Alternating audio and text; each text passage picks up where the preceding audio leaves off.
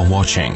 Don't forget to like, comment, share and subscribe to Mufti Tariq Masood, famous scholar.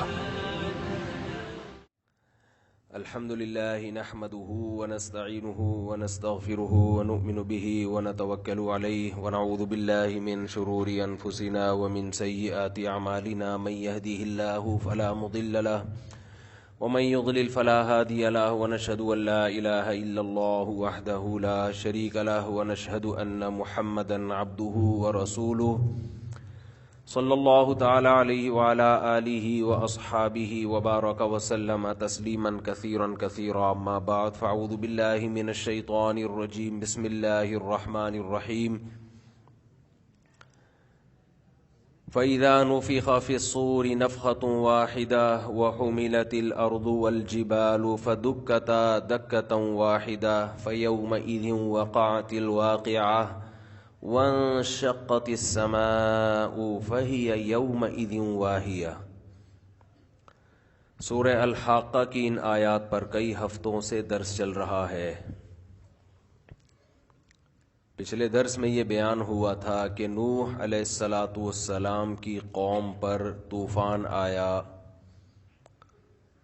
اور یہ نوح علیہ السلام کا واقعہ تمام امتوں میں مشترک ہے۔ یہ سینہ بسینہ چلا آ رہا تھا عربوں میں۔ قرآن نے پچھلی امتوں کے جو واقعات بیان کیے، قرآن کے بارے میں ایک بات آپ خوب اچھی طرح سمجھ لیں،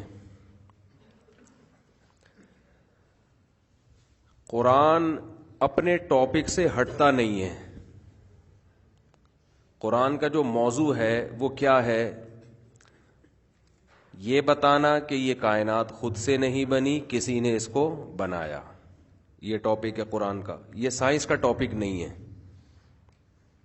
یہ فزکس کیمسٹری کا بایولوجی کا ٹاپک نہیں ہے، یہ تبھی کتابوں میں نہیں ملے گا آپ کو۔ یہ سائنس کا ٹاپک یہی ہے کہ آنکھیں کیسے دیکھتی ہیں، ناک کیسے سونگھتی ہے، خنزیر کا دل انسان میں لگ سکتا ہے کہ نہیں لگ سکتا، وغیرہ وغیرہ۔ اس کائنات کو کسی نے بنایا ہے، اس پر قرآن بحث کرتا ہے۔ بنانے والا کون ہے، اس کا نام کیا ہے، یہ قرآن بتاتا ہے۔ اور کیوں بنایا اس نے، یہ قرآن بتاتا ہے کہ پوری کائنات انسان کے لیے اور انسان آزمائش کے لیے، اور اس آزمائش کے نتیجے میں جو کامیاب ہوں گے ان کو کیا ملے گا، اور جو ناکام ہوں گے ان کو سزا کیا ملے گی۔ پھر یہ آزمائش ہے کیا؟ آزمائش یہ ہے نا کہ لیبلوکم ایکم احسن عملا، اللہ نے اس لیے پیدا کیا، اللہ تمہیں آزماتا ہے کہ کون عمل میں اچھا ہے۔ یہ پیپر ہے ہمارا، یہ امتحان ہے۔ پھر اچھا کیا ہے اور برا کیا ہے، اس کو بھی ڈیفائن کیا، کیونکہ پیپر بتا دیا کہ پیپر ہے، لیکن پیپر میں سوال بتائے نہیں جا رہے۔ آپ کو ایگزامینیشن ہال میں بٹھا دیا کہ پیپر حل کرنا ہے، مقصد آپ کا یہ ہے، پیپر ہے کیا وہ آ نہیں رہا۔ تو میں دوبارہ مختصر لفظوں میں ریپیٹ کر دیتا ہوں، قرآن کا اصل ٹاپک ہے کیا۔ دیکھو، رسالت بھی قرآن کا اصل ٹاپک نہیں ہے، اس لیے کہ رسول کو بھی یہ چیزیں سمجھانے کے لیے بھیجا گیا، تو وہ ضمناً رسالت کی بحث بھی قرآن چھیڑتا ہے، کیونکہ نبی صلی اللہ علیہ وسلم بذات خود آپ کی ذات بھی مقصود نہیں ہے، بلکہ آپ بھی اللہ کے پیغمبر ہیں۔ مقصد ہے لوگوں کا اللہ سے تعلق قائم کروانا، اور جس مقصد کے لیے دنیا میں اللہ نے لوگوں کو، انسانوں کو پیدا کیا ہے، وہ مقصد لوگوں کے سامنے لانا۔ اس لیے ہم یوں کہہ سکتے ہیں کہ قرآن کا جو اصل ہے نا، یعنی اصل الاصول، جو بالکل ہی بیس ہے، وہ تو یہ کہ انسان اور بندوں کا تعلق، اللہ اور بندوں کا تعلق قائم ہو جائے آپس میں۔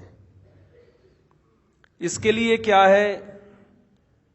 پہلی بات، اس کائنات کو کسی نے بنایا، بنانے والا وحدہ لا شریک لہ ہے، اس کے ساتھ کوئی شریک نہیں ہے. اس نے بے مقصد نہیں بنایا, کسی مقصد کے لیے بنایا. وہ مقصد کیا ہے؟ تمہاری آزمائش. آزمائش کس چیز کی ہے وہ بتا دیا اس نے کہ اچھائی کیا ہے اور برائی کیا ہے. یہ قرآن و سنت خود بتاتے ہیں. اپنی طرف سے فیصلہ نہیں کرنا اچھے اور برے کا. اور اچھے کو قیامت میں کیا ملے گا اور برے کو کیا سزا ملے گی, یہ ہیں قرآن کے اصل ٹاپک. خوب سمجھ لیں. جو چیزیں ان باتوں کو سمجھانے میں معاون اور مددگار بن سکتی تھیں ان کو بھی قرآن نے چھیڑا ہے, حالانکہ وہ قرآن کا اصل ٹاپک نہیں ہے. مثال کے طور پر انسانیت کی ابتدا کیسے ہوئی سمجھتے ہیں کہ نہیں سمجھتے؟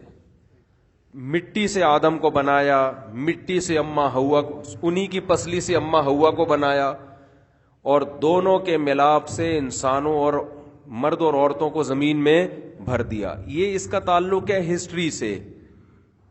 یہ قرآن کا اصل ٹاپک نہیں ہے, لیکن یہ جو اصل ٹاپک ہے اس کو سمجھانے میں یہ چیز مددگار بنتی ہے. بہت مشکل ہے بھائی. یہ موٹیویٹ کرتی ہے کہ یار ہمیں تو بڑے پروٹوکول کے ساتھ بنایا گیا, بڑی عزت کے ساتھ بنایا گیا. میرا مقصد ابھی ایتھیس کی مخالفت نہیں ہے. وہ ہر بیان میں وہ ملحد لوگ آ رہے ہیں, کچھ کبھی ضمناً آ رہے ہوتے ہیں, کبھی مقصد بنا کے آ رہے ہوتے ہیں. ابھی ضمناً غریبی میں آ رہے ہیں. وہ اصل میں قرآن کا مقصد یہاں پر یہ بتانا نہیں ہے یہ کیوں اس کو اتنا گرے لگائی ہوئی ہے.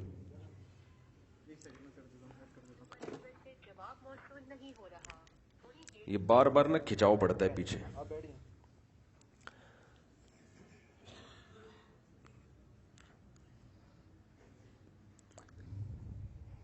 چلو بھائی شکریہ. تو قرآن کا یہ جو آدم علیہ السلام کا واقعہ بیان کیا, یہ اصل مقصد کو سمجھانے میں, اصل مقصد پر لانے میں اس طرح کے واقعات معاون اور مددگار بنتے ہیں. تو اللہ نے بتایا کہ تمہیں بڑے پروٹوکول کے ساتھ پیدا کیا گیا, بندر کے کا نتیجہ نہیں ہو تم, اور نہ بندر کسی اور کا نتیجہ ہے. کیا کریں, اب بات آئی جاتی ہے نا. ایک ملحد سے کسی نے کوئی واسطہ پڑا, کل وہ آئے میرے پاس, مجھے کہنے لگے کہ وہ ہمارے ایک دوست ہیں, وہ ایتھیسٹ ہے نا, کسی غیر مسلم کنٹری کی بات ہے. تو جب ان سے بات کی, میرے بیان بھی ان کو سنائے, اور کمال کی بات ہے وہ ملحد بیان بھی میرے ہی سنتے ہیں خالی.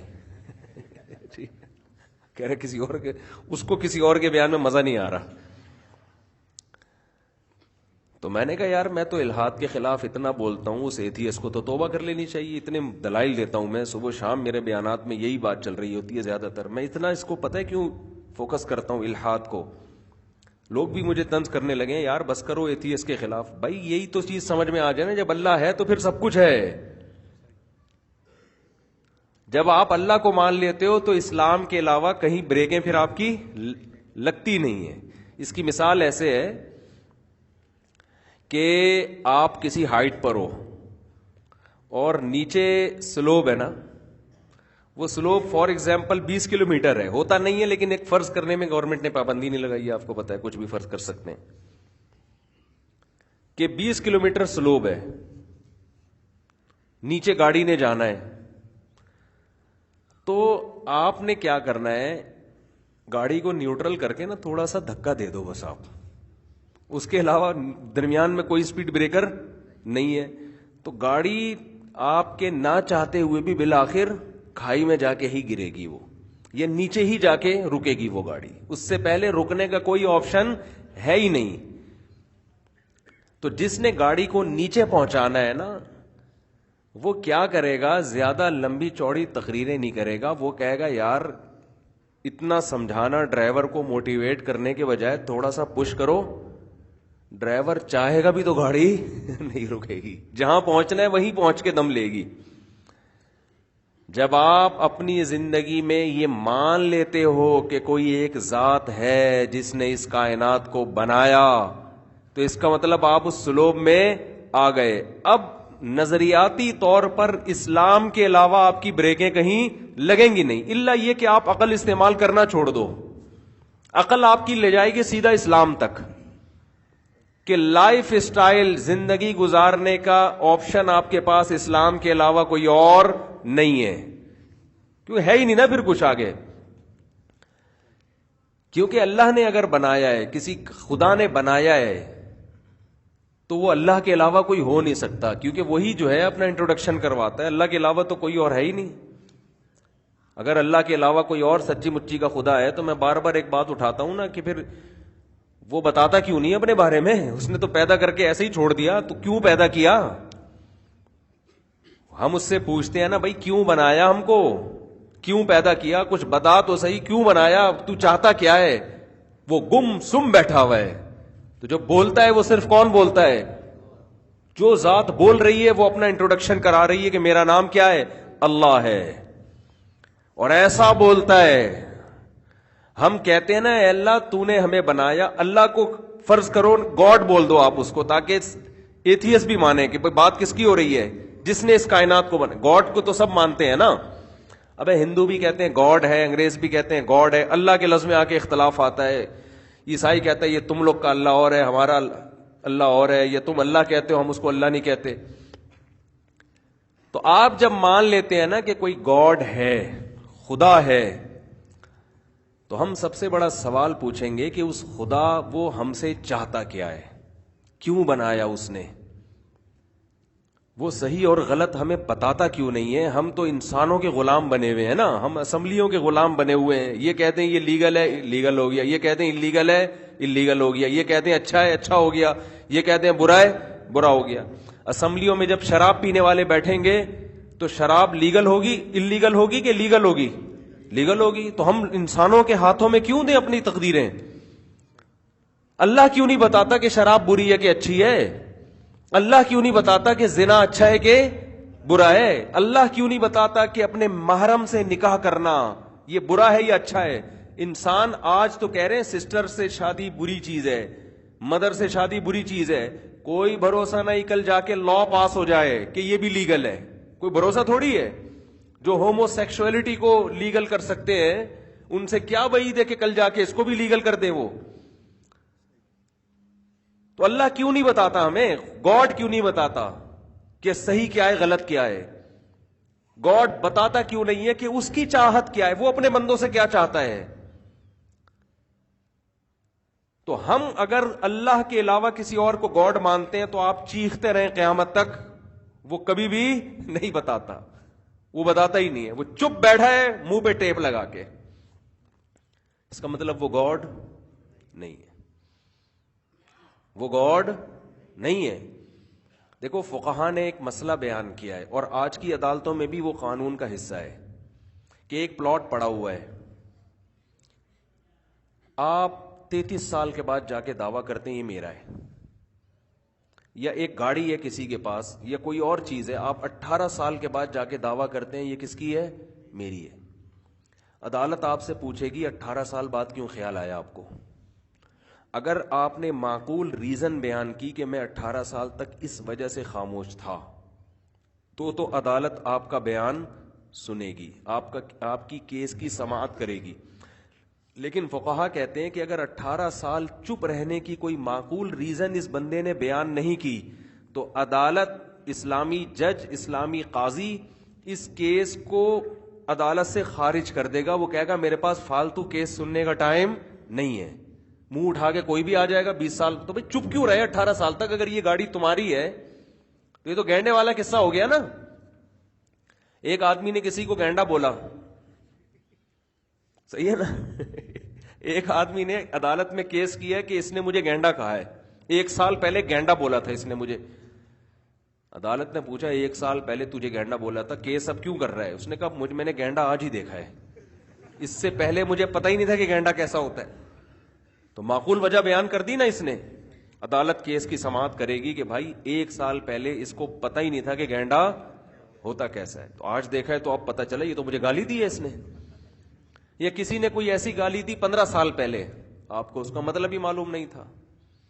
15 سال بعد آپ کو پتا چلا ڈکشنری میں دیکھا، ابے یہ تو یہ بولا اس نے مجھے آپ نے کیس کیا کہ جج صاحب 15 سال پہلے اس نے مجھے گالی دی ہے.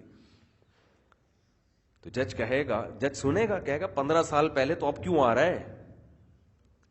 تو اتنا ٹائم نہیں ہے کہ ایسے فالتو کیسز بھی ہم کوئی ریزن بیان کرو. تو ریزن یہی ہے کہ سر آج میں نے ڈکشنری کھول کے دیکھی تو مجھے پتا ہے تو بہت فوش گالی ہے. تو جج پھر کیس سنے گا. تو اس سے پتا چلتا ہے کہ کسی معقول وجہ کے بغیر آپ مدعا علیہ پر اگر کیس نہیں کرتے اور طویل عرصہ گزر جاتا ہے تو پوری دنیا میں یہ قانون ہے، صرف اسلام میں نہیں ہے، فقہا نے نہیں بیان کیا. یہ اس کی علامت سمجھا جائے گا کہ یہ آدمی خام خواہ میں اگلے کو تنگ کرنے کے لیے یا عدالتوں کا ٹائم ویسٹ کرنے کے لیے کیس کر رہا ہے. کیونکہ 18 سال سے چپ بیٹھے ہوئے ہو آپ. بعض کیسز میں 36 سال تک چپ بیٹھنا یہ کیس کو ناقابل سماعت بنا دیتا ہے. یا تو یعنی یہ پوری دنیا میں ہے.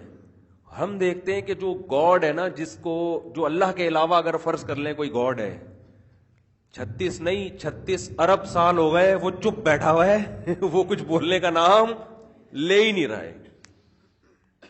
وہ بتا ہی نہیں رہا ہے کہ مجھے پسند کیا ہے، میں کن چیزوں سے خوش ہوتا ہوں، کن چیزوں سے ناراض ہوتا ہوں، خوش ہوتا بھی ہوں کہ نہیں ہوتا. کچھ تو بولو.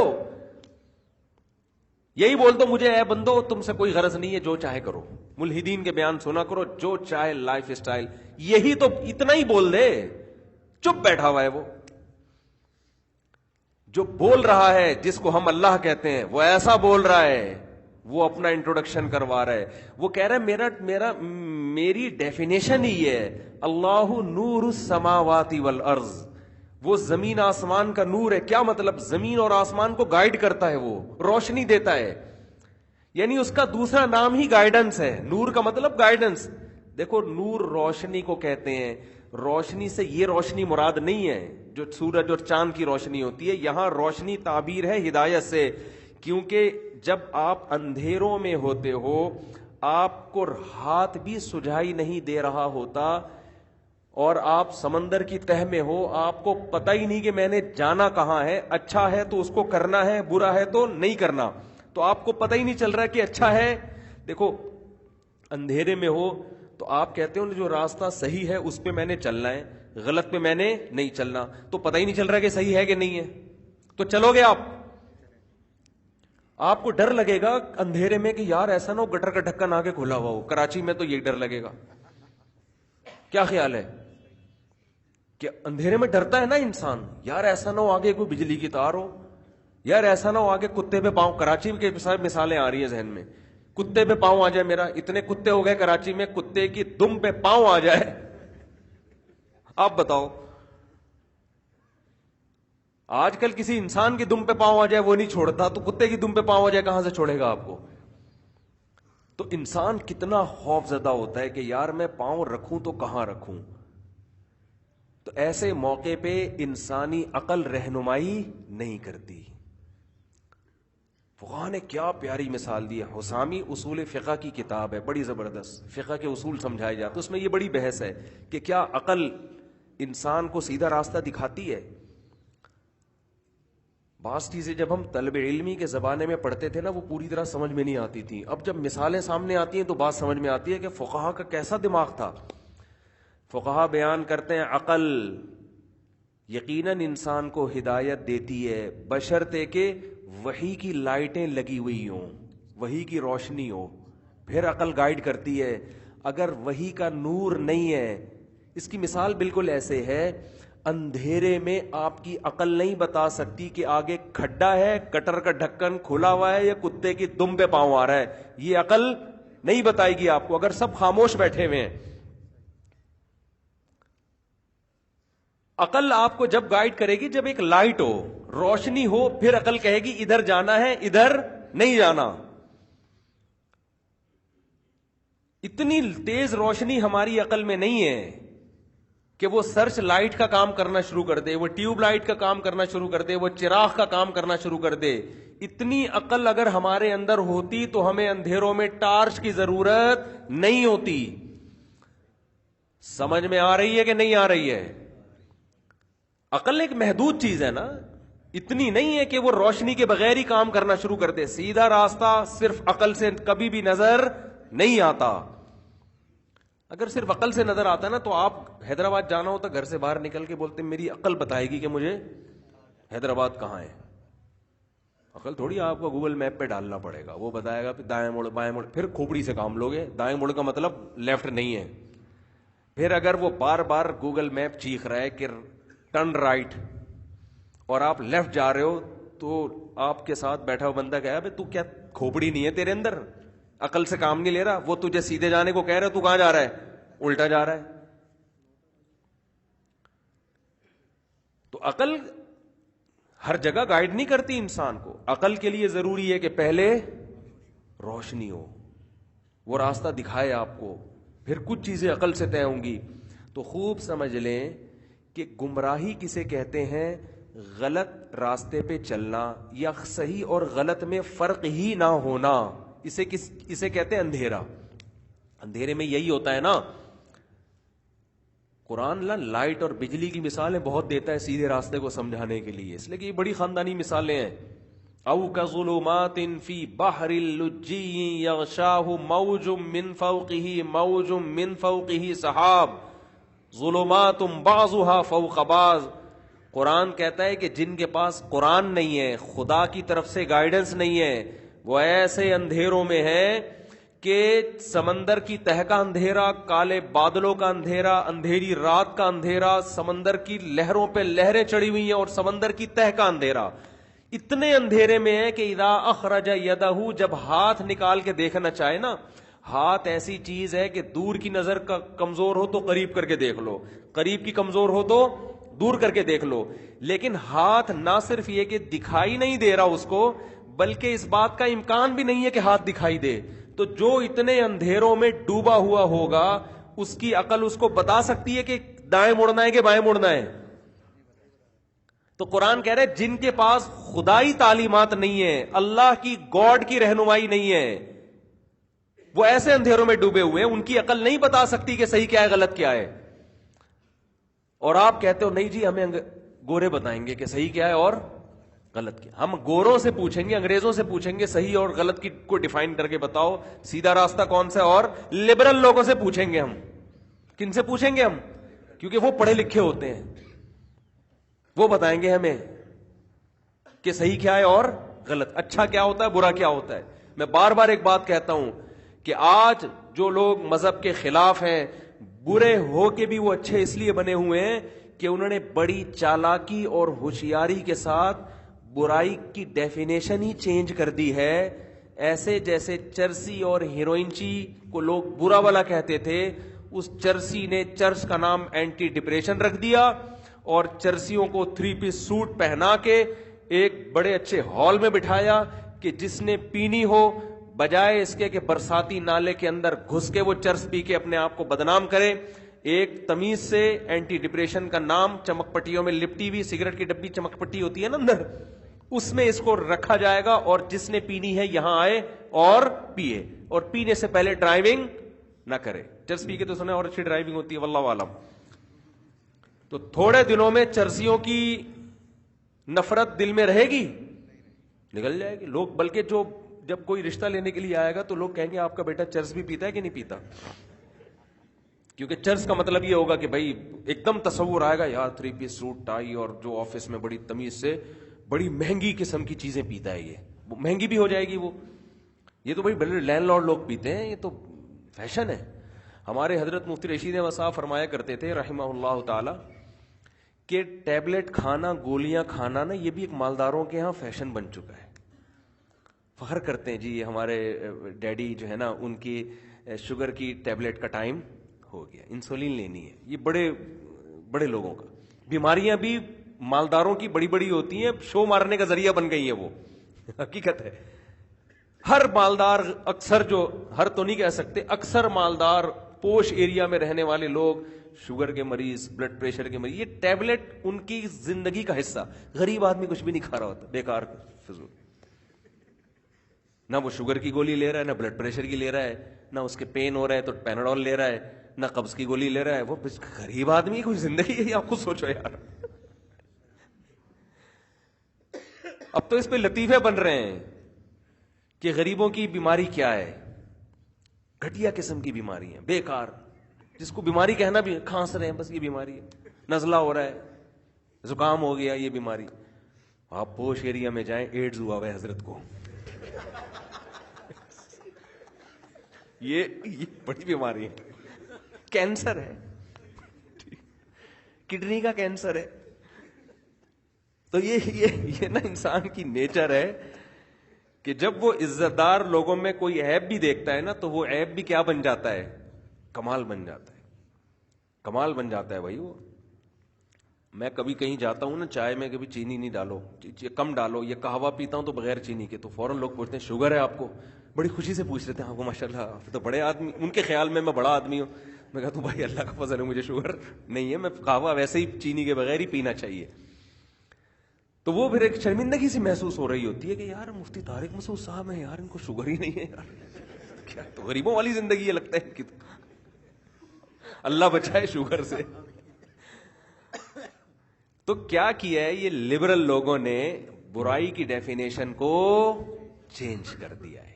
یہ تو بار بار میں بھی ایک ٹاپک نہیں ہے، لیکن کیا کریں، لوگوں کی متاثر ہو رہے ہیں نا پڑھے لکھے طبقے سے، پڑھے لکھے طبقے سے متاثر ہو. آج ایک اسکول میں بیان تھا، اسلامک اسکول میں، تو میں نے کہا یہ جو غیر اسلامی اسکول ہے نا، جن میں ایجوکیشن تو بہت ہے، بچوں کو تباہ و برباد کر رہے ہیں یہ. اور والدین سمجھ لیں کہ ہمارا فیوچر کیا ہے، سب کا نہیں، آہستہ آہستہ معاشرہ خراب ہوگا، کہ ہمارا فیوچر بھی اولڈ ہاؤس والا ہونے والا ہے، الا یہ کہ آپ نے بچوں کو بچپن سے ہی گرفت رکھی اور مذہب سکھاتے رہے ان کو. خیر، تو میں یہ عرض کر رہا تھا کہ عقل جو ہے، عقل وہ انسان کو جب تک روشنی الگ سے نہیں ہوگی وہ انسان کو سیدھا راستہ نہیں دے. کچھ کام عقل کرے، خالی روشنی بھی کافی نہیں ہے. اگر عقل نہیں ہے تو پاگل آدمی تو روشنی میں بھی نہیں پتا چلے گا کہ حیدرآباد کدھر ہے، لاہور کدھر ہے، پشاور کدھر ہے. وہ تو گوگل میپ بھی استعمال کرنے کے لیے کھوپڑی تو چاہیے نا. تو ہمارے لبرل لوگوں نے کیا کیا ہے کہ عقل کی حیثیت کو اتنا بڑھا دیا کہ وہ کہتے ہیں کہ اس کے لیے خدائی تعلیمات کی ضرورت ہے ہی نہیں، ہم خود عقل سے فیصلہ کریں گے. اور جو بعض مذہبی جنونی ہوتے ہیں انہوں نے عقل کی ویلیو کو اتنا گھٹا دیا کہ وہ کہتے ہیں انسان جتنا پاگل ہوگا نا اتنا نیک ہوگا.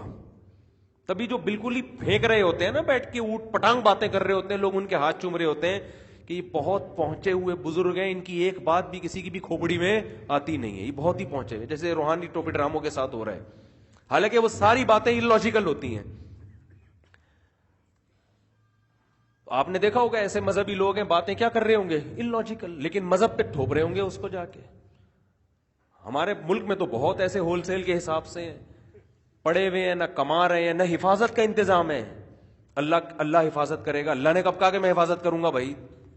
ایک صاحب سے میں نے کہا کہ یار کچھ تھوڑی حفاظت کرو، یا ڈرائیونگ میں تھوڑا احتیاط کرو. نے کہا بچانے والا اللہ، انشاءاللہ اللہ بچائے گا، اللہ نے چاہا تو اللہ بچائے گا. میں نے کہا اللہ نے نہیں چاہا تو پھر آپ کو کس نے کہا کہ اللہ نے چاہا ہے کہ آپ کو بچائے گا اللہ؟ تو سارے الٹے کام، illogical کام ہو رہے ہوتے ہیں، گراؤنڈ ریئلٹی کو دیکھ کے فیصلے ہی نہیں ہو رہے ہوتے. تو اعتدال کا راستہ بھی تو قرآن کہہ رہا ہوا كَذَلِكَ جَعَلْنَاكُمْ أُمَّةً وَسَطًا، ہم نے تم کو ایک معتدل امت بنائے. بیلنس ہر چیز میں کیا ہے؟ بیلنس. غیرت میں بھی بیلنس، حیا میں بھی بیلنس، دولت کمانے میں بھی بیلنس، سخاوت میں بھی بیلنس، بہادری میں بھی بیلنس، صحت میں بھی بیلنس. یہ ایک ایک ٹاپک ایسا ہے جس پر گھنٹوں گھنٹوں بیان ہو سکتا ہے. ہر چیز میں اعتدال. تعلق داری میں بھی بیلنس، نہ لوگوں سے نفرت کا حکم، نہ اتنی محبت کہ اللہ کی محبت سے بھی زیادہ شروع کر دو. ریلیشن میں بیلنس ہے. لبرل لوگوں کے ہاں ریلیشن میں بیلنس نہیں ہے. محبت کریں گے تو ٹوٹ کے، جس سے کرنی ہے اس سے نہیں کر رہے، ابا سے نہیں کر رہے، گرل فرینڈ پہ مر رہے، خودکشیوں کے خیالات. اسلام کہتے پہلے تو تمہاری ماں اور باپ ہے، اس کے بعد ہے باقی. ان کو کبھی اپنی اما ابا سے اتنی ٹوٹ کے نہیں ہوتی. تو عجیب ہی، یعنی بے اعتدالی. اور پھر اس پہ ڈائلاگ بھی ہیں، both are made for each other, ہم دونوں ایک دوسرے کے لیے بنے ہیں.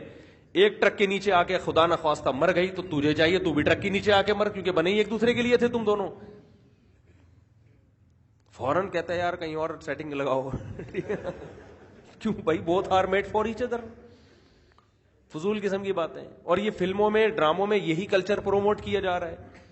خیر, تو اب کیا ہے, قرآن کیا کہتا ہے کہ میں یہ عرض کر رہا تھا کہ جیسے اندھیرا, اس میں جب تک لائٹ کا انتظام نہیں ہوگا آپ کی عقل آپ کو سیدھا راستہ نہیں دکھائے گی. بالکل اسی طرح ایک ہے ہدایت کی روشنی اور ایک ہے گمراہی کا اندھیرا.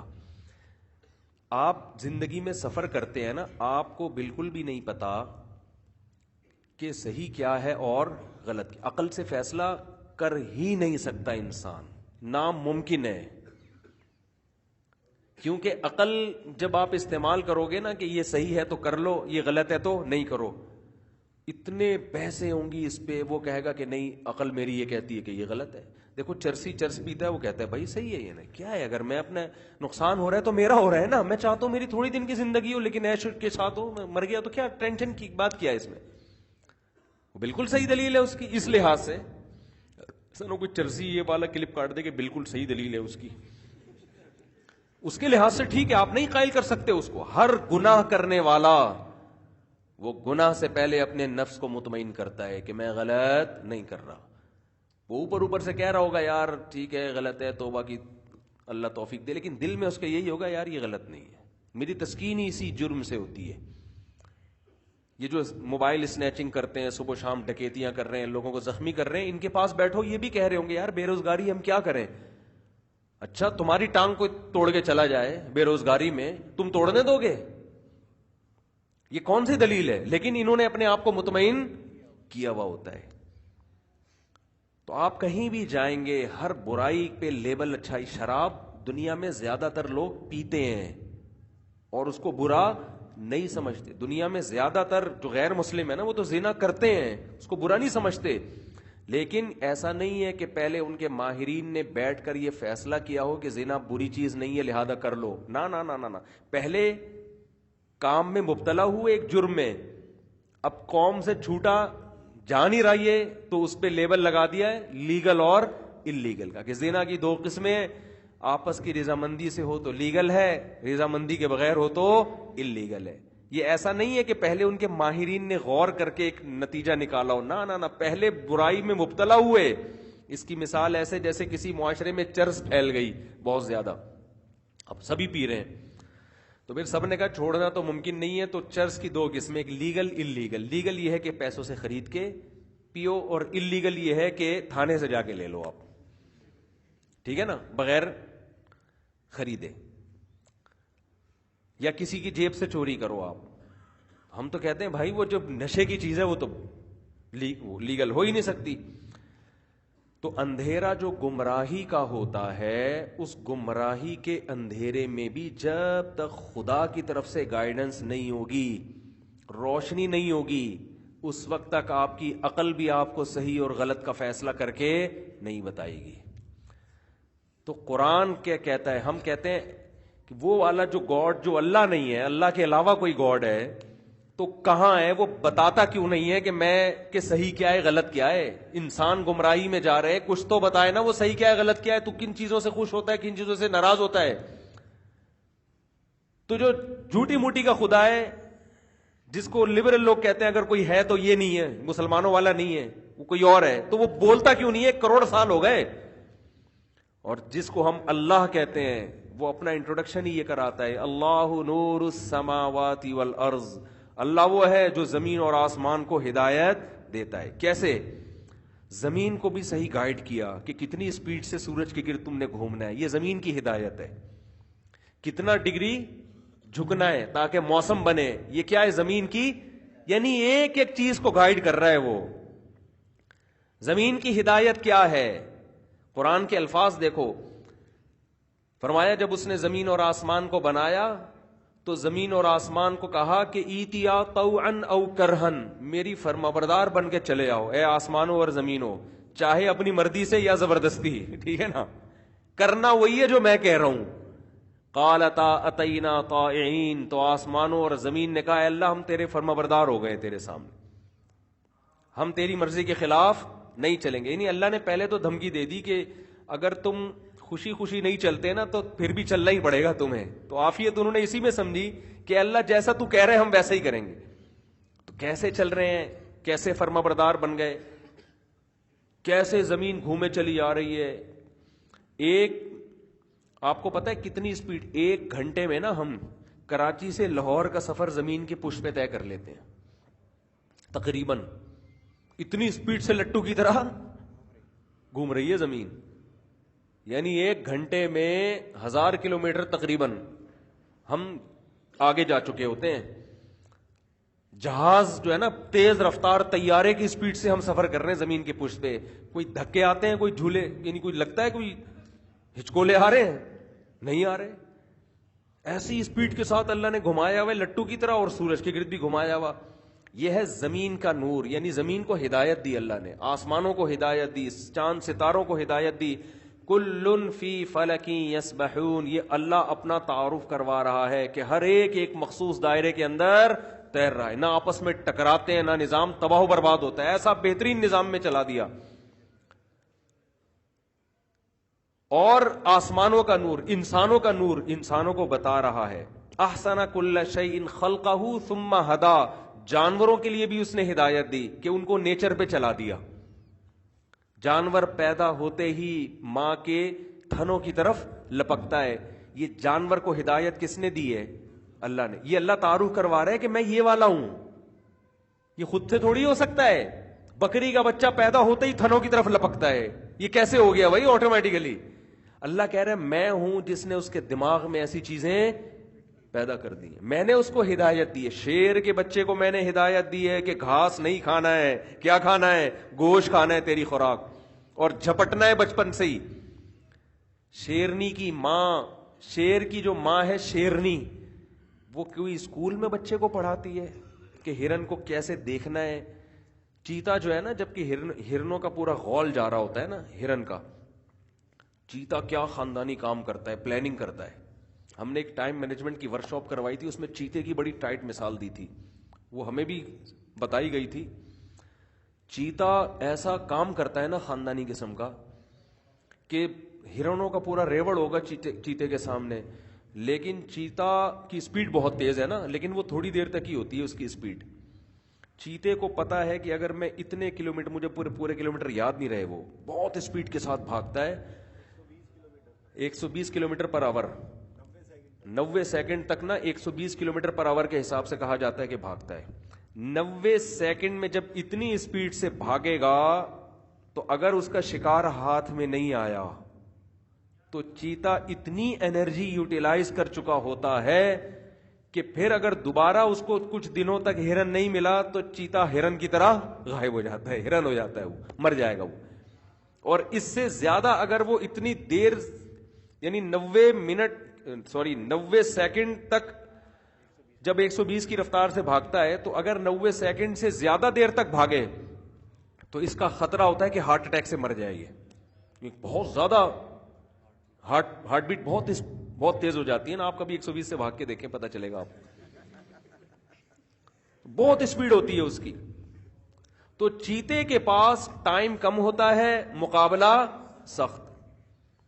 120 کلومیٹر پر آور کی رفتار ہے اس کی, جبکہ ہرن کی رفتار 120 کلومیٹر پر آور نہیں. اب دیکھو جنگل کا کیا خوبصورت نظام اللہ نے بنایا ہے. ایک کوالٹی چیتے کو دے دی, ایک کوالٹی ہرن کو دے دی. اگر اللہ یہ کوالٹی چیتے کو دیتے کہ تم نے بھائی 120 کلومیٹر پر آور کے اسپیڈ سے تم 2 دن تک دوڑ سکتے ہو یا 1 گھنٹے تک دوڑ سکتے ہو, تو ہرن سارے کباب کوفتے بنا کے ختم ہو چکے ہوتے, چیتوں نے کھا کے ختم کر لیا ہوتا. چیتے ہی چیتے ہوتے ہر جگہ پھر, اور تھوڑے دنوں میں وہ چیتے بھی مر جاتے کہ ان کو کھانے کے لیے ہرن ہی نہ ملتا. اور اگر چیتے کی اسپیڈ کم ہوتی تو پھر ہرن مارکیٹ میں آنے والا نہیں تھا. اللہ نے جنگل میں نا ایک نظام رکھا ہوا ہے کہ کھانے والا بھی ہو اور جس کو کھایا جا رہا ہے وہ بھی ایک مناسب اسپیڈ سے ہو. تو چیتے کو اللہ نے خاصیت یہ دی ہے کہ بھائی تم 120 کلومیٹر پر آور کی اسپیڈ سے بھاگو گے. ہرن کو کہا کہ تو اتنا نہیں بھاگ سکتا, لیکن چیتے میں ایک عیب رکھ دیا جو ہرن میں نہیں ہے. چیتے کو کہہ دیا کہ تم 90 سیکنڈ تک ہی اتنا بھاگ سکتے ہو, اور ہرن کو کہا تو تمہاری اسپیڈ اس سے کم ہوگی لیکن تم 90 سیکنڈ سے بہت زیادہ دیر تک بھاگ سکتے ہو.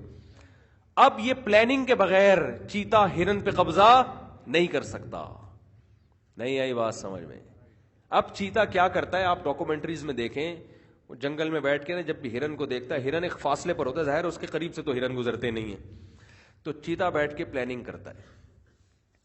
وہ یہ دیکھتا ہے کہ یار یہ اتنی دور ہے مجھ سے, شروع میں سلولی وہاں سے وہاں جاؤں گا, جب میں وہاں جاؤں گا تو آنکھوں سے آنکھیں ٹکرائیں گی, صحیح ہے نا, جب نظر سے نظر ٹکرائے گی تو ہرن مجھے دیکھ کے ڈرے گا, پھر یہ بھاگے گا تو ہم بھی بھاگیں گے. وہ پاگل والا قصہ سنا ہے نا آپ نے, وہ یوٹیوب پہ بڑا مشہور ہے لطیفہ. تو ہرن بھی آگے آگے بھاگے گا, ہم بھی پیچھے پیچھے, تو شروع میں تو ہم بھی ہلکے ہلکے اور وہ بھی ہلکے ہلکے. تو پھر چیتا کہتا ہے کہ میں ایک مقام پر اتنی قریب آ چکا ہوں گا کہ مجھے پھر یقین ہے کہ اگر میں 90 سیکنڈ تک 120 کی رفتار سے بھاگا تو میں ہرن تک پہنچ جاؤں گا.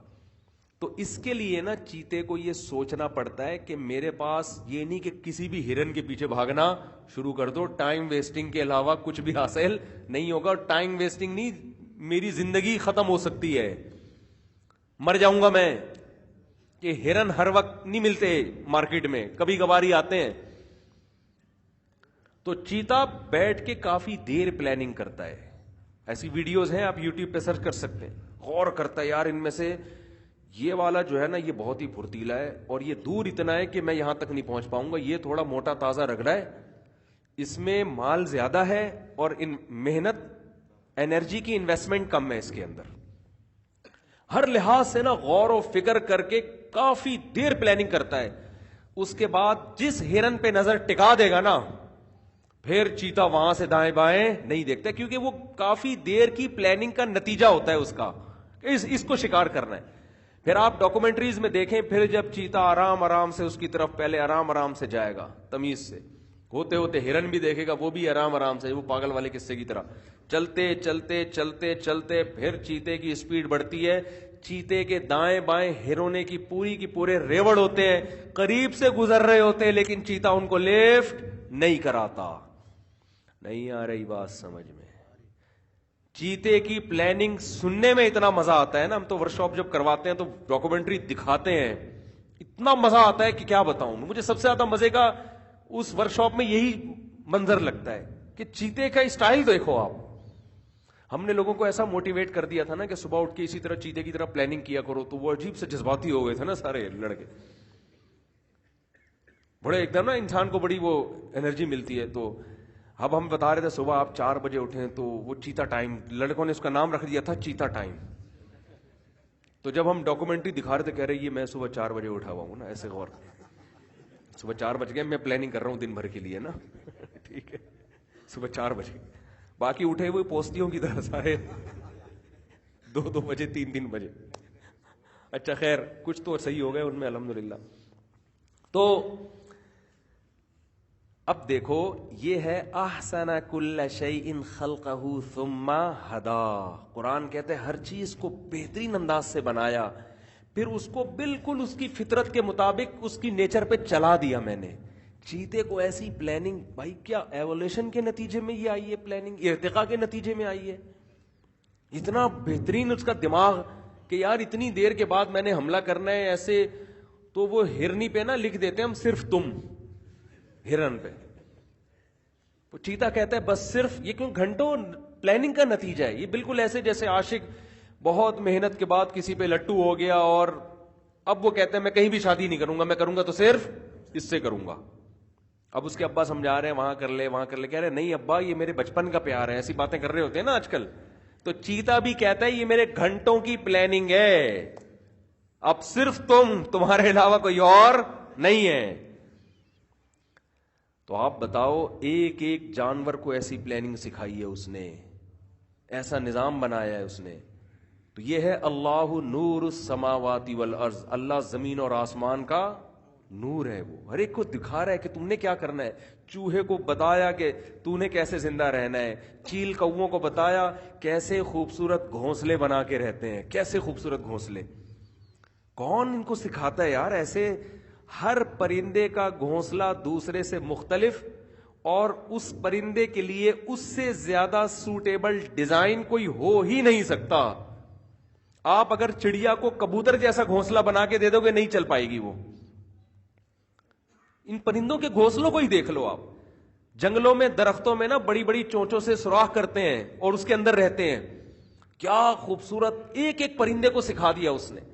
یار ہر چیز میں ایسی مینجمنٹ, کوئی ایک بیتوکا جانور نہیں ہے منہ اٹھا کے پیدا ہوا اور ویسے ہی چلتا چلا جا رہا ہے نا.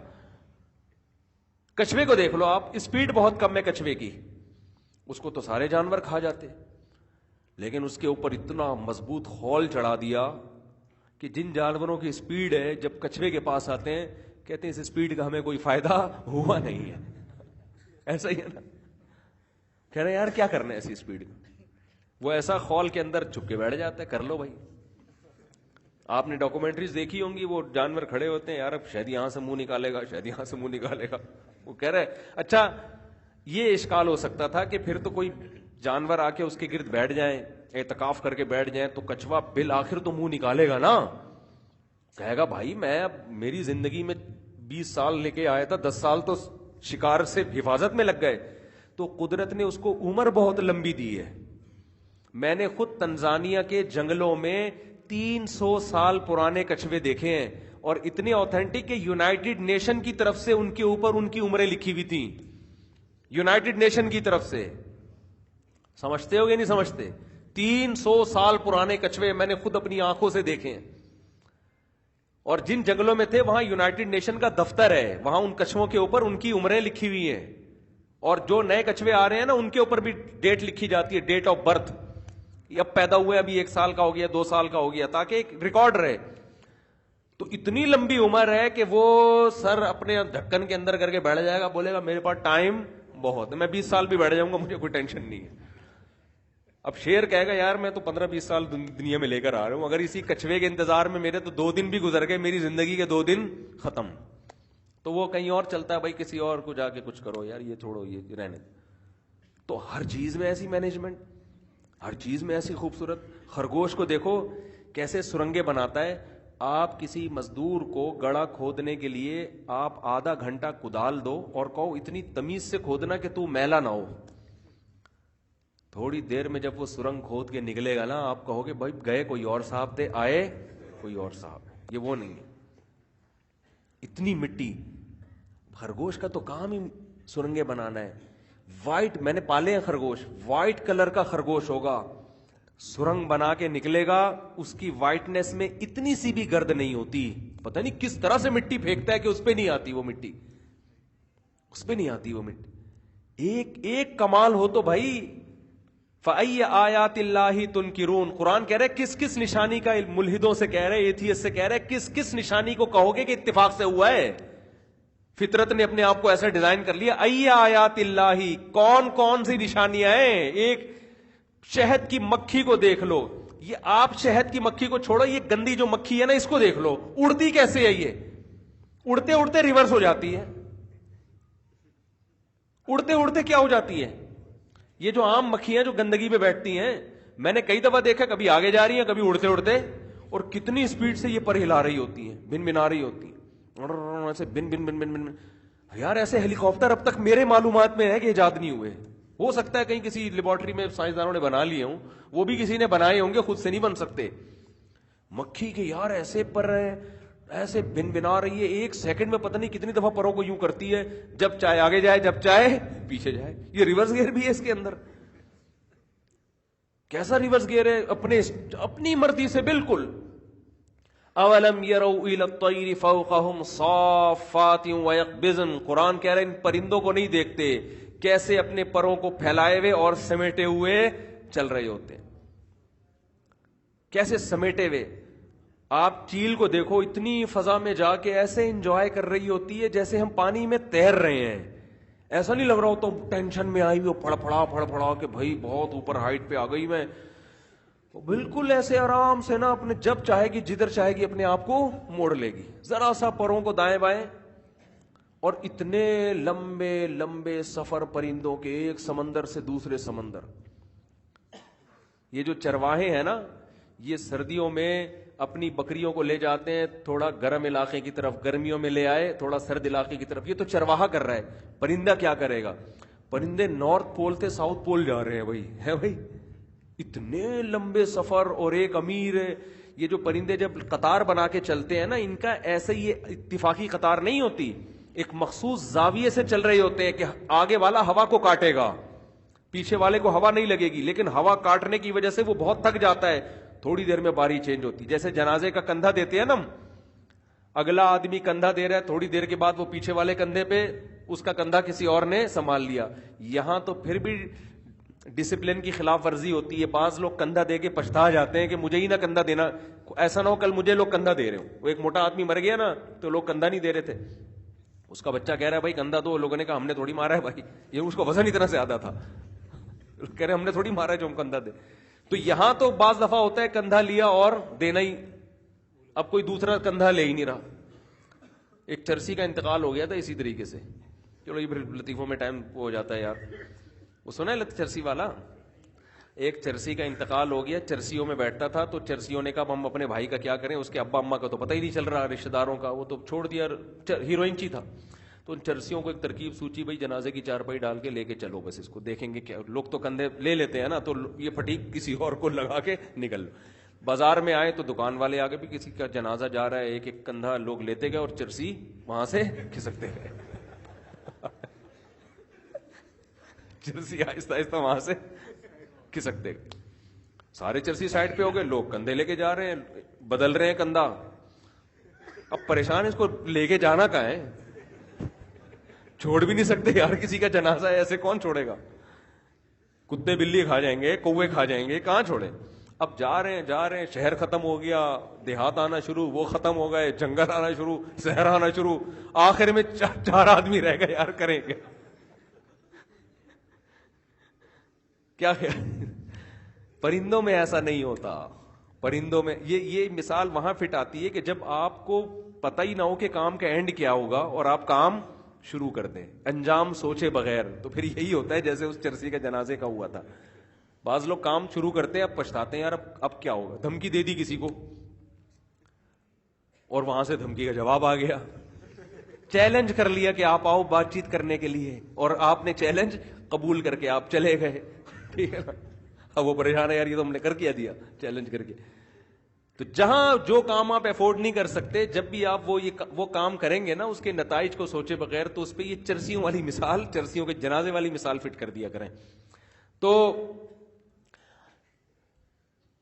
کیا بات کر رہا تھا میں, ہاں, تو پرندوں کا دیکھو, آگے ایک پرندہ ہوتا ہے وہ فوراً جگہ تبدیل کرتا ہے, دوسرا آ جاتا ہے, پھر وہ اڑتے اڑتے تھک جاتا ہے, ہوا کو کاٹتے کاٹتے, پیچھے والوں کو ہوا سے بچا رہا ہوتا ہے, پھر وہ جگہ, ایسے پوری کیلکولیشن کے ساتھ ہر پرندے کا اسٹیپ بائی اسٹیپ نمبر آتا ہے. قرآن کہہ رہے اللہ نور السماوات والارض, یہ جو سیدھا راستہ کی روشنی دکھائی ہے نا, لائٹ جو ہدایت کی لائٹ ہے, ہدایت سے مراد نیچر پہ چلانے والا. اللہ کہتے ہیں وہ میں ہوں. وہ کون ہے؟ میرا تو کام ہی گائیڈنس کرنا ہے. وہ خدا ہو ہی نہیں سکتا جو مخلوق کو پیدا کرے اور اندھیری گلیوں میں چھوڑ دے. اس نے جانوروں کو بھی سکھایا کہ تم نے کیسے زندہ رہنا ہے, اس نے انسانوں کو بھی سکھایا کہ تم نے کیسے رہنا ہے, صرف زندہ نہیں سیدھے راستے پہ کیسے چلنا ہے. تو یہ وہ والا جو اللہ ہے نا, وہ صرف اللہ ہی ہے, کیونکہ وہ اپنا نام کیا بتاتا ہے, اللہ. تو ہم کہتے ہیں اس کے علاوہ کوئی اور خدا ہے نہیں, ہوتا تو آتا بولتا, وہ چپ بیٹھا ہوا ہے, ایسے کو نہیں ہم مانتے. گونگے اور بہرے خداؤں کو کوئی بھی ایمان نہیں لے کر آتا. ایسے خدا پہ ایمان لایا جاتا ہے جس کا اپنے بندوں سے تعلق ہو. تو میں جو اصل بات کر رہا تھا, میں یہ کر رہا تھا, قرآن کا جو اصل ٹاپک ہے وہ ہے کہ کسی نے کائنات کو بنایا, اور بنانے والا کون ہے؟ اللہ ہے. اس کا نام کیا ہے؟ اللہ. وہ صحیح اور غلط کو ڈیفائن کرتا ہے, اور وہ بتاتا ہے کہ اللہ کے ڈیفائن کیے بغیر, اللہ کی ہدایت کے بغیر دنیا میں کوئی صحیح راستہ نہیں پا سکتا. من یہدہ, ہم اکثر جب بھی ہم خطبہ پڑھتے ہیں, من یہدہ اللہ فلا مضل لہ, جس کو اللہ سیدھا راستہ دکھائے اسے کوئی گمراہ نہیں کر سکتا. اس خطبے کا مطلب بھی اب آپ کو سمجھ میں آیا ہوگا کہ بھائی یہ لبرل لوگ, دنیا پرست لوگ نہیں ہمیں بتا سکتے کہ سیدھا راستہ کون بتائے گا؟ اللہ. اور جس کو اللہ بتائے گا اور وہ اللہ کی باتوں پہ یقین کر لے, اسے دنیا کی کوئی طاقت کنفیوز نہیں کر سکتی کہ یہ صحیح ہے اور یہ غلط. اسی کو گمراہی سے تعبیر کیا ہے. وہ نہیں کنفیوز ہے، اس کو پتا ہے 2 اور 2 4 کی طرح صحیح کیا ہے غلط کیا ہے، وہ ہر محفل میں بحث کر سکتا ہے، اس پر ہر جگہ ڈیبیٹ کر سکتا ہے، وہ کانفیڈنس کے ساتھ چل سکتا ہے. باقی دنیا میں کسی کے پاس بھی کانفیڈنس نہیں ہے، سب ٹکرے مار رہے ہیں اور ظاہری نعروں سے متاثر ہیں. وَمَن يُضْلِلْ فَلَا هَادِيَ لَهُ، اور جس کو اللہ گمراہ کر دے، کیا مطلب؟ جس کو سیدھا راستہ نہ دکھائے، فَلَا هَادِيَ لَهُ، اسے کوئی سیدھا راستہ نہیں دکھا سکتا. اس کو اللہ ہی کے پاس آنا پڑے گا کہ اللہ تو ہی دکھا مجھے. تو اللہ بتائے گا میں نے اپنی کتاب میں بتایا ہے، میں نے اپنی کتاب میں دکھایا یہ راستہ، یہاں سے سیکھو. تو اللہ کے علاوہ کوئی ہے ہی نہیں. تو میں یہ عرض کر رہا تھا کہ اگر آپ کسی گہری یعنی پش کریں گاڑی کو تو نیچے کیا ہے؟ سلوب ہے، ڈھلان ہے. تو آپ الفاظ بڑے ٹائم پہ استعمال کریں، مجھے اس میں اردو میں لفظ نہیں آ رہا تھا، ڈھلان کا لفظ. تو نیچے ڈھلان ہے تو وہ ڈھلان پہ اب آٹومیٹیکلی چلتا چلا جائے. تو جو یہ مان لے گا نا کہ اس کائنات کو کسی نے بنایا ہے تو وہ اللہ کے علاوہ کوئی ہے ہی نہیں. اگلا اسٹیپ آپ کا یہی ہوگا، اس کے علاوہ آپ کا اسٹیپ کتنا ہی کوئی دائیں بائیں لے جانا چاہے لیکن آپ کی گاڑی اب اسی منزل کی طرف جائے گی. وہ اللہ کے علاوہ کوئی ہے ہی نہیں. اور اللہ اسلام کے علاوہ کسی اور مذہب کے ذریعے ہم سے بات کرتا ہی نہیں ہے. نہیں آئی بات سمجھ میں؟ اللہ جو ہے نا، قرآن کے علاوہ کوئی اللہ کا کلام ہمارے پاس محفوظ ہے ہی نہیں، کیونکہ تورات اور انجیل وہ ان کے ماہرین معترف ہیں کہ تحریف شدہ ہے. کچھ باتیں ہیں اس میں اللہ کی، کچھ کا پتہ ہی نہیں چلتا. وہ تو مضمون سے بھی پتہ چل جاتا ہے نا کہ یہ اللہ کی باتیں ہو نہیں سکتی. اور جو تورات اور انجیل کے علاوہ آسمانی جو کتابیں ہیں ان کی نسبت اللہ کی طرف ہے ہی نہیں. وہ کتابوں کے مصنفین ہیں جن کو لوگ خود کہتے ہیں یہ فلاں نے لکھی، یہ فلاں نے لکھی، ان کی نسبت خدا کی طرف بولو نا. وہ مذہبی کتابیں تو ہیں لیکن ان کے مذہب کے ماننے والے اس کا دعویٰ نہیں کرتے کہ یہ کس کی تعلیمات ہیں؟ خدائی. تو اگر ہم ان کو کہہ دیں کہ خدا کا کلام ہے تو مدعی سست اور گواہ چست نہیں کر رہی. اور اس کا مضمون بھی ایسا ہے کہ جس سے پتہ چلتا ہے کہ خدائی کلام نہیں ہو سکتا. آپ پڑھ کے دیکھ لیں، آپ کو پتہ چل جائے گا یار یہ خدا کی باتیں، قرآن کی باتیں کتنی واضح ہیں. تو میں جلدی سے بات کو سمیٹ کے ختم کرتا ہوں. قرآن کا جو اصل ٹاپک ہے وہ کیا ہے کہ اس کائنات کو کوئی بنانے والا ہے اور اس کائنات کو بنانے والا ایک ہے، اس کا کوئی شریک نہیں ہے. شرک کو بھی ڈیفائن کیا کہ شرک کی ڈیفینیشن کیا ہے، اپنی طرف سے نہیں. آج بہت سے لوگ شرک کر رہے ہیں صبح شام لیکن وہ کہتے ہیں ہم مشرک نہیں ہیں. تو اس میں بھی جیسے میں نے بتایا بہت سے لوگ برائی کر رہے ہیں لیکن اپنے آپ کو برا نہیں مانتے کیونکہ برائی کی ڈیفینیشن ہی چینج کر دی انہوں نے. تو ایسے ہی بہت سے لوگ کہتے ہیں یا علی مدد، یا رسول اللہ مدد، یا غوث اعظم مدد، قبروں سے بھی مانگ رہے ہیں. اور حضرت عیسیٰ کو اللہ کا بیٹا بھی کہہ دیا، نبی کو مشکل کشا، حاجت روا، ساری وہ شرکی عقیدے رکھ کے بھی کہتے ہیں ہم توحید پرست ہیں کیونکہ ہم ایک خدا کو ماننے والے ہیں. تو اللہ کہتے ہیں یہ اتنے تکلف کی ضرورت بولو، یہ توحید کے خامخواہ کے تکلف کی ضرورت نہیں. اس کی مثال ہے جیسے کوئی خاتون کہے اپنے میاں سے کہ میں ہی ہوں نا تمہارا میاں. ہاں جی، صرف میرے میاں کون ہیں؟ آپ ہیں. اچھا پھر اس کے ساتھ کیوں گھوم رہی تھی؟ بائک پہ بیٹھ کے اتنا چپک کے بیٹھی ہوئی تھی اس کے ساتھ، راتیں بھی اسی کے ساتھ گزارتی ہو. کبھی میں دیکھتا ہوں کہ اس کے ساتھ تم ہنس ہنس کے باتیں کر رہی ہو حالانکہ وہ تمہارا نامحرم ہے. کبھی اس کے ساتھ کہتی وہ تو ٹھیک ہے میرے ان سے بھی تعلق ہے اور وہ ٹھیک ہے، یہ آپ کا بیٹا ہے، یہ فلاں کا ہے، یہ والا فلاں کی سے میں نے جو ہے نا اس کے ملاپ سے ہو گیا تھا اور یہ ہو گیا تھا. میاں میرے صرف تم ہی ہو. وہ کیا کہے گا؟ بیگم اس تکلف کی ضرورت، اتنا نیک بننے کی ضرورت آپ کو نہیں ہے. یہی کہے گا نا کہ جب میں میاں ہوں تو اس کا مطلب کہ بھائی جو ریلیشن میاں سے ہوتا ہے مجھے سے ہوگا، کسی اور سے نہیں ہوگا. تو آج کا مشرک بھی یا علی مدد، یا رسول اللہ مدد، نبی مشکل کشا، حاجت روا، عالم الغیب، نور بشر کی فہرست سے نکال دیا. اور جناب یا اللہ سے مدد مانگو، نبی سے مدد مانگو، قبروں سے جا کے بزرگوں سے مدد مانگو، جو مرضی کرتے رہو. ایسا تگڑی توحید ہے کہ بی بی تمیزہ کا وضو بھی اتنا تگڑا نہیں تھا، یہ ٹوٹتا ہی نہیں ہے. بی بی تمیزہ کو نا مولوی صاحب نے کہا نماز پڑھا کرو. اس نے کہا کیسے؟ مجھے وضو نہیں آتا، اگر وضو آتا ہوتا تو میں پڑھتی. انہوں نے وضو کرا دیا اس کو، پورا اپنے سامنے لوٹے سے وضو کرایا. کہا اب تو پڑھو. اس نے نماز پڑھ لی. مولوی صاحب چلے گئے کہیں سفر پہ، 10 سال کے بعد آئے. بی بی تمیزہ کے بچے بھی ہو چکے تھے اس وقت. اور 10-15 سال گزر گئے, شادی بھی ہو گئی, بچے بھی ہو گئے, مولوی صاحب آئے, بی بی تمیزہ نماز پڑھتی, اس نے کہا جی الحمدللہ 10 سال میں ایک بھی نماز مجھ سے نہیں چھوٹی. وضو بھی کرتی ہو؟ کہتی وہ تو آپ نے کرا دیا تھا مجھے. تو ہمارے استاذ یہ واقعہ بیان کر کے کہتے تھے کہ بی بی تمیزہ کا وضو 10 سال میں بچے پیدا ہونے سے بھی نہیں ٹوٹ. ادھر لوگوں کا وضو ذرا سی ہوا خارج ہو ٹوٹ جاتا ہے, اتنی سی ہوا. بعض وہمیوں کا تو کنفیوژن سے ٹوٹ جاتا ہے کہ پتہ نہیں شاید ٹوٹ گیا, وہ احتیاطاً کر رہے ہوتے ہیں دوبارہ. اور بی بی تمیزہ کا شادی ہو گئی, بچے ہو گئے, مگر ایسا پاورفل وضو ہے کہ ابھی بھی. تو ایسے ہی بعض لوگوں کی توحید اتنی پاورفل ہوتی ہے کہ یا علی مدد, یا غوث اعظم مدد, یا عباس مدد, یا حسین مدد, یا حسن مدد, یا فاطمہ المدد, یا رسول اللہ مدد, یا غوث اعظم مدد. صبح و شام اللہ کے علاوہ 20 سے مدد مانگتے ہیں, لیکن کہتے ہیں ہم صرف ایک خدا کو مانتے ہیں, ہم مشرک نہیں ہیں. تو یار یہ تو عیسائی نسبتاً اچھے نکلے جو صرف ایک شرک کرتے ہیں کہ عیسیٰ اللہ کے بیٹے ہیں. وہ صرف حضرت عیسیٰ سے مدد مانگتے ہیں, اس کے علاوہ نہ قبروں سے کسی سے بھی نہیں. ان کو ہم کہہ رہے ہیں کہ مشرک ہیں, کافر ہیں, اور ادھر درجنوں کو خدا بنا لیا آپ نے, اور آپ کہہ رہے ہو کہ ہم تو صرف ایک خدا کو ماننے والے ہیں. تو اللہ کہے گا کہ اس تکلف کی ضرورت بولو نہیں, یہ تکلف ہے خام خواہ. ایک خدا کا مطلب ایک خدا, معبود, عبادت کے لائق, اور عبادت میں سب سے پہلے ہے دعا, کہ ما فوق الاسباب, اسباب سے ہٹ کے کچھ کرنے کی طاقت صرف اللہ کے پاس ہے. باقی دنیا کی ہر مخلوق وہ اسباب کی محتاج ہے. اسباب ہوں گے تو وہ کچھ کریں گے, اسباب نہیں ہوں گے تو وہ کچھ بھی نہیں کر سکتے. پولیس سے جب آپ مدد مانگتے ہیں یہ شرک نہیں ہے, کیونکہ پولیس اسباب اختیار کر کے مدد کرے گی. موبائل میں بیٹھ کے آئے گی, چور کو پکڑے گی, بندوق یہاں رکھنا چاہیے, رکھے گی نہیں رکھے گی یہ تو ان کی ٹینشن ہے. یہاں سے پکڑ کے لے کے جائے گی, عدالت میں مقدمہ ہوگا, عدالت ان کو چھوڑے گی, پھر دوبارہ آپ ان کو موقع دے گی کہ ایک دفعہ ٹرائی اور کریں آپ.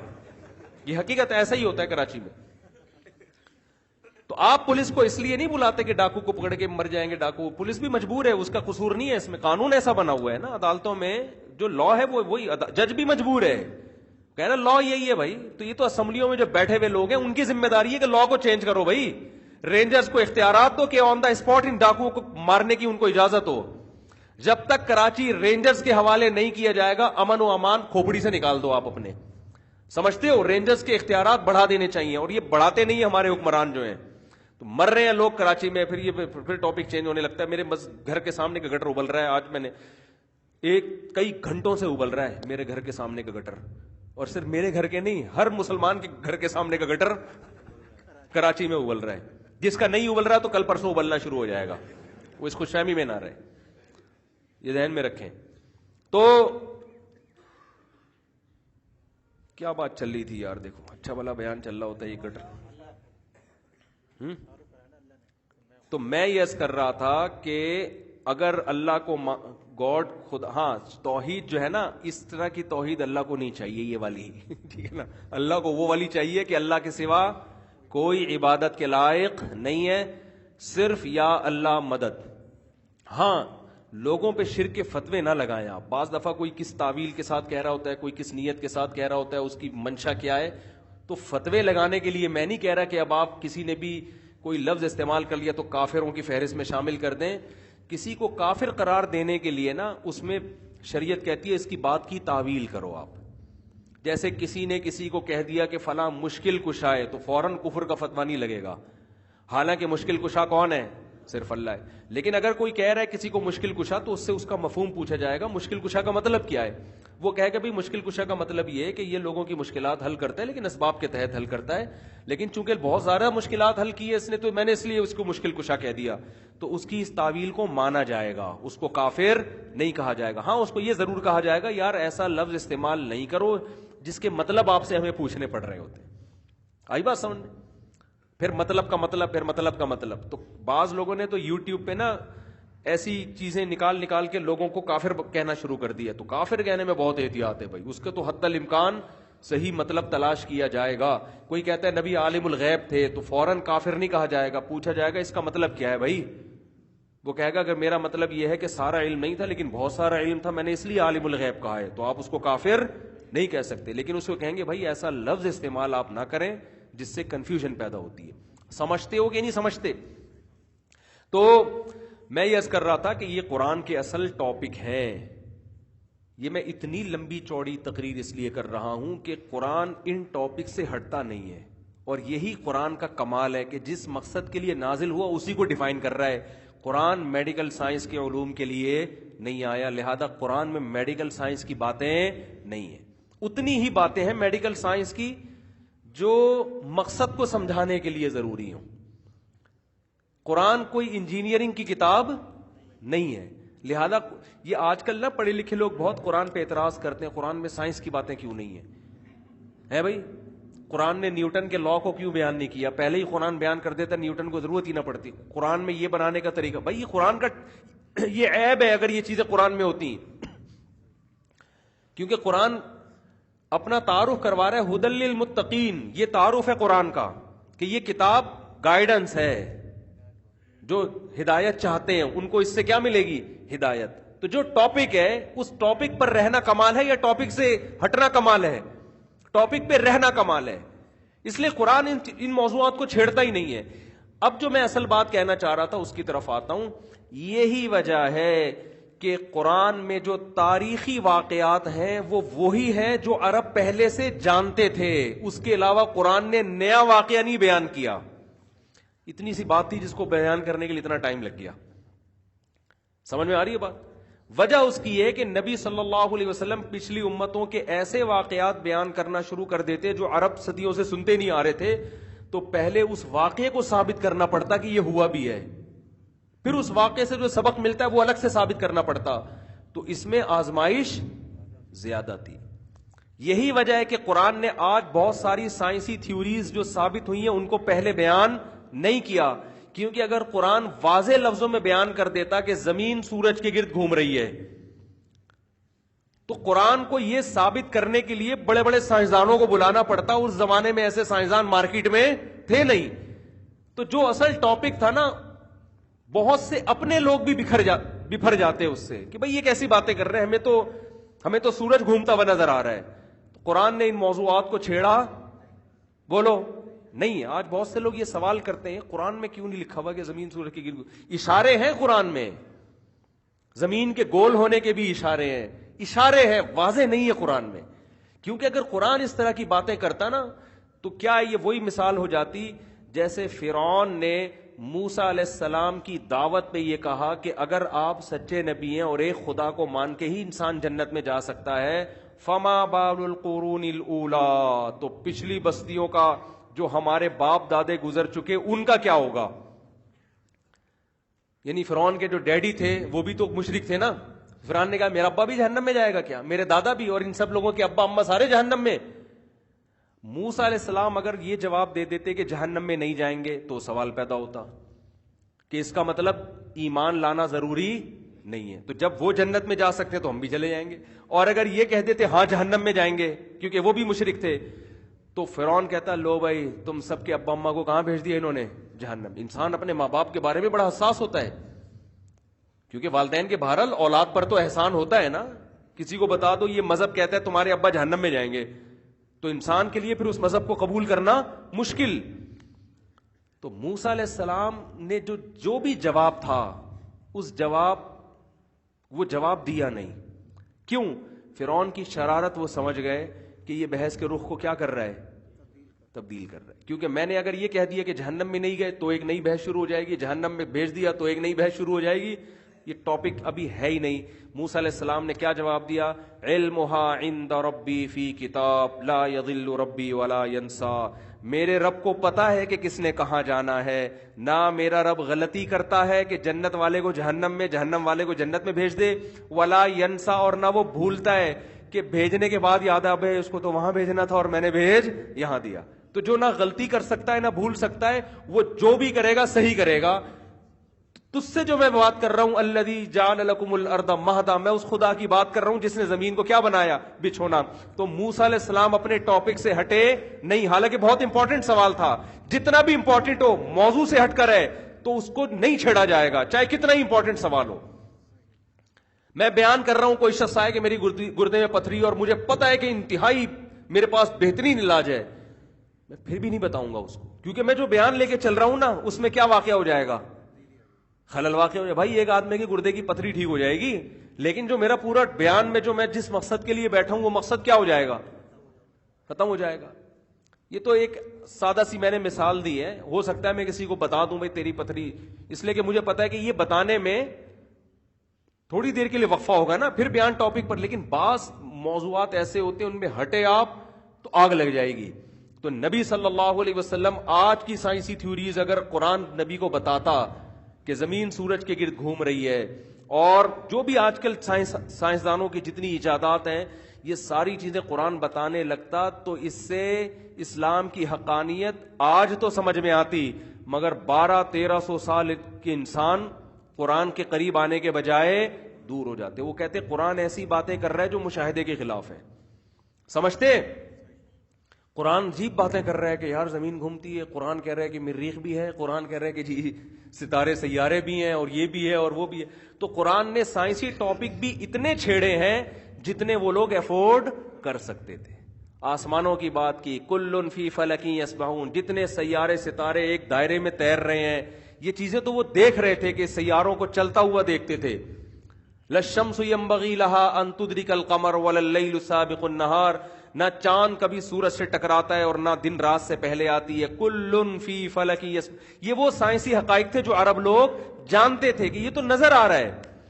تو سائنس کا ٹاپک بھی اتنا چھیڑا جتنا ان کی کھوپڑی کے اندر آ جائے. افلا ينظرون الى الابل كيف خلقت, اونٹ کو دیکھتے نہیں ہو کیسے بنایا. اب یہ تو میڈیکل سائنس کا ٹاپک ہے نا, لیکن یہ ایسا ٹاپک ہے جو آسانی سے سمجھ میں آ رہا ہے.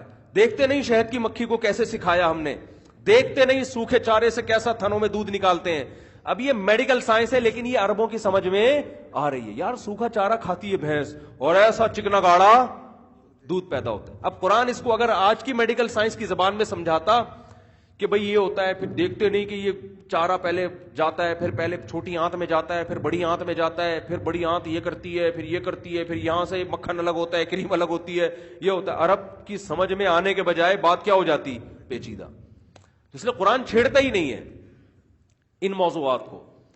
تو قرآن کا کمال جو ہے نا, اصل کمال یہ ہے کہ اس زمانے میں بہت سی سائنسی تھیوریز ایسی تھیں جو آج 100% غلط ثابت ہو چکی ہیں. قرآن نے کسی ایسی تھیوری کو پیش نہیں کیا جو آج 100% غلط ثابت ہو. یہ کمال ہے قرآن کا. اگر یہ کتاب اللہ کی طرف سے نہ ہوتی تو قرآن سائنسی مثالیں وہ بھی تو دے سکتا تھا جو 100% غلط تھیں. نہیں آئی بات سمجھ میں؟ اس کی ایک مثال دے کے بات ختم کرتا ہوں, پھر سوالات کی طرف آتے ہیں. مثال کے طور پر آج سے 15 سال پہلے ڈاکٹر یہ کہتے تھے کہ انڈے کی زردی میں کولیسٹرول ہوتا ہے. کہتے تھے نہیں کہتے تھے؟ لہذا کولیسٹرول کے مریض انڈے سے, یہ سائنسی حقیقت سمجھی جاتی تھی نا. آج ڈاکٹر کہتے ہیں صبح ناشتے میں روزانہ پابندی کے ساتھ 2 انڈے اپنے خرچے پہ کھائیں. یہ جم ٹرینر بھی بیٹھے ہوئے ہیں, ان کو ایسا ہی ہے نا. میں جب 15 سال پہلے مجھے جم جانے کا شوق ہوا تو ایک ٹرینر تھے, انہوں نے کہا کہ مفتی صاحب انڈے اتنے کھایا کریں روزانہ نا جب ایکسرسائز کریں. میں نے کہا بھائی اتنے انڈے زردی میں مزہ ہوتا ہے. انہوں نے کہا نہیں, زردی کوے کو کھلائیں. وہ مجھے کوے کا لفظ یاد آتا ہے. وہ کہتے ہیں میں جب بھی گھر میں آتا ہوں, ان کے بچے بھی ماشاءاللہ بڑے بڑے ہیلدی ہو گئے نا جم کر کے, تو کہتے ہیں میں جب بھی انڈا بچوں کو کھلاتا ہوں سفیدی کھلاتا ہوں, زردی کووں کو کھلاتا ہوں. تو زردی کے خلاف اتنا کچھ کہا کہ مجھے کووں پہ ترس آنے لگا کہ اتنی خراب چیز ان کو کھلائی جا رہی ہے. کوے تو سارے مرنا شروع ہو جائیں گے, ہارٹ اٹیک سے, ڈپریشن سے, کولیسٹرول سے.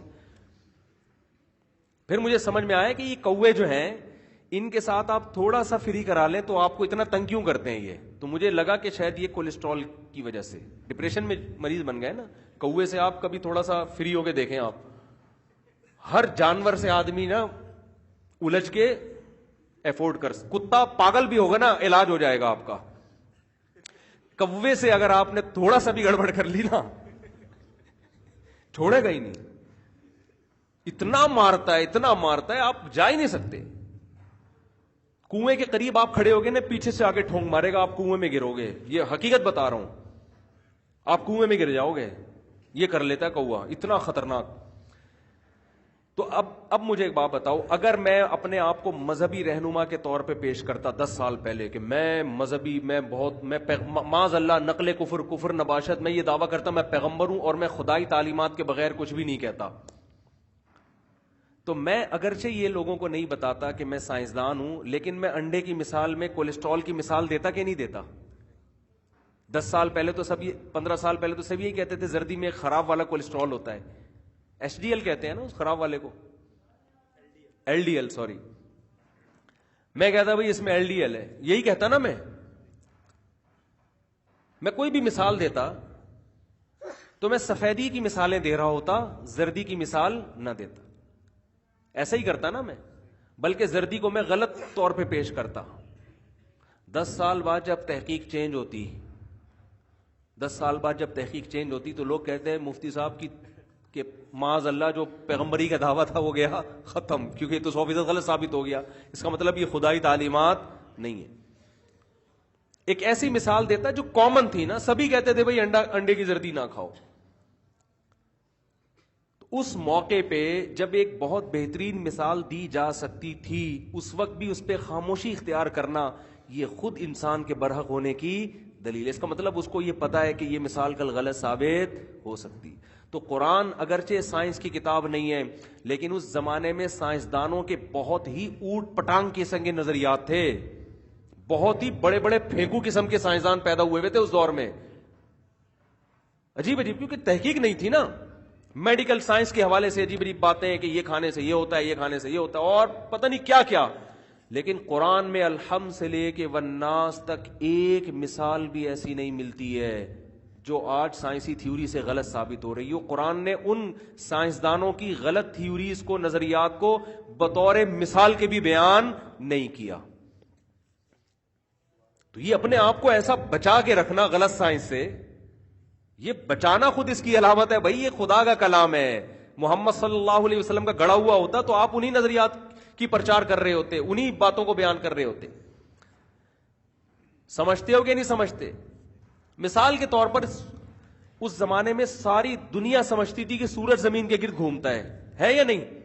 قرآن مثالیں دے رہا ہے کہ وہ شمس تجری لمستقر لہا، سورج ایک مخصوص ٹھکانے کی طرف جا رہا ہے، چل رہا ہے. قرآن یہ کیوں نہیں کہہ رہا سورج زمین کے گرد گھوم رہا ہے؟ بول دیتا نا ایک دفعہ، اور اب مانتے یار واقعی اللہ کی قدرت کی بڑی زبردست دلیل ہے کہ سورج زمین کے گرد گردش کر رہا ہے. یہ مثال تو اتنی زیادہ صبح و شام لوگ دیکھ رہے تھے، مشرق سے نکلتا ہے مغرب میں جا کے زمین کے گرد مسلسل چکر لگایا جا رہا ہے.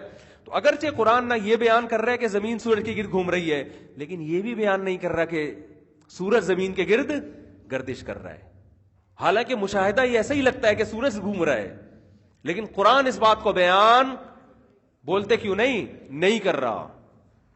سمجھ میں آ رہی ہے بات کہ نہیں آ رہی؟ تو قرآن کا ٹاپک سائنس ہے نہیں، چھیڑتا نہیں ہے قرآن سائنس کو. وجہ اس کی یہی ہے کہ اگر اس کو چھیڑ دیتا قرآن تو 1200 سال تک تو لوگ گمراہی میں تھے سائنس کے حوالے سے. وہ کیسے ہی ثابت ہوتی یہ چیزیں؟ قرآن نے کہا بھائی ہم اپنے ٹاپک سے ہٹیں گے نہیں. تو قرآن چونکہ تاریخی کتاب نہیں ہے، لہذا قرآن جو پچھلی امتوں کے واقعات بیان کرتا ہے، وہ واقعات بھی وہ جس سے عرب پہلے سے مانوس تھے کہ یہ ہوا ہے. وَإِنَّكُمْ لَتَمُرُّونَ عَلَيْهَا مُصْبِحِينَ، قرآن کہتے ہیں جن بستیوں کے واقعات تم باپ دادوں سے سنتے ہوئے آ رہے ہو، ان بستیوں کے کھنڈرات سے تم صبح شام گزرتے ہو. تو اب یہ مسئلہ آسان ہو گیا کہ یہ واقعہ ہوا ہے کہ نہیں ہوا. وہ مانتے تھے ہوا ہے، لیکن ان واقعات سے جو اسباق مل رہے ہیں اس کا انکار کر رہے تھے. تو اس لیے قرآن میں جو نوح علیہ السلام کا واقعہ، قوم عاد، قوم سمود کے واقعے، یہ واقعات ایسے نہیں تھے جو فرضی ہیں، جن کو آج کل ملحد لوگ کہتے ہیں فرضی قصے ہیں. یہ فرضی نہیں تھے، عرب مانتے تھے کہ یہ، کیونکہ تواتر کے ساتھ یہ واقعات چلے آ رہے تھے. ہاں یہ ضرور کہا کرتے تھے اساطیر الاولین، پرانے لوگوں کی کہانیاں ہیں. کیا مطلب؟ پرانے لوگ بھی یہی قصے سنا سنا کے پبلک کو ڈرایا کرتے تھے، تو آپ بھی یہی واقعہ سنا سنا کے پبلک کو ڈرا رہے ہیں. سمجھ میں آ رہی ہے بات کہ نہیں آ رہی ہے؟ تو یہ بھی خود قرآن کی صداقت کی ایک دلیل ہے، اور ان واقعات کی صداقت کی ایک بہت بڑی دلیل ہے. تو فرق یہ ہے کہ جو قرآن کو مانتا ہے وہ ان واقعات سے عبرت حاصل کرتا ہے کہ اللہ نے نافرمان قوم میں پوری نوح علیہ السلام کی قوم کو ہلاک کر دیا، تو جو فرما بردار ہیں وہی عذاب سے بچتے ہیں، جو نافرمان ہیں وہ عذاب میں ہلاک ہوتے ہیں۔ اور جو عبرت کی آنکھیں جن کی کھلی ہوئی نہیں ہیں وہ کیا کہتے ہیں کہ یہ تاریخی واقعات سمجھ کے نظر انداز کر دیتے ہیں، اور جو بالکل ہی اندھے ہو چکے ہیں وہ ان بدیہی واقعات کے وجود ہی کا انکار کر دیتے ہیں۔ اللہ اس اندھے پن سے ہماری حفاظت فرمائے۔